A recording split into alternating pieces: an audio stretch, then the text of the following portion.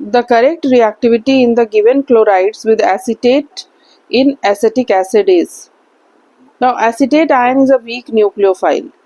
Acetate ion is a weak nucleophile, so it will follow SN1 mechanism, and SN1 mechanism depends upon the stability of the carbocation intermediate formed. More is the stability of the carbocation formed, greater is the reactivity.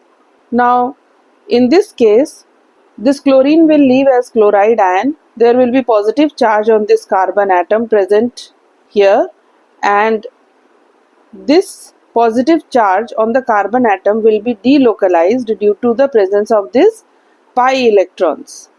So pi electrons shift here and positive charge will be delocalized at this position, because of which this carbocation is stable.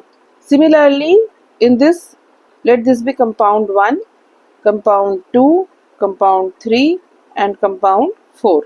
In the second compound also same thing, chlorine leaves as chloride ion. Positive charge on the carbon atom gets delocalized due to the presence of pi electrons, but reactivity of the second compound is less than that of the first one, because methyl group, which is a big group, and chlorine, both of these will cause steric hindrance, because of which reactivity of the second compound will be less than that of the first compound. In the second compound, both methyl and chlorine are very close to each other and they lead to steric hindrance. In the third compound also, chlorine leaves as chloride.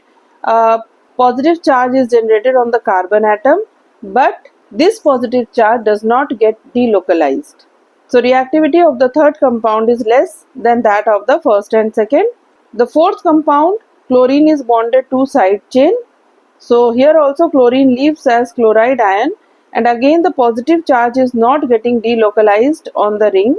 Here again the positive charge is not getting delocalized.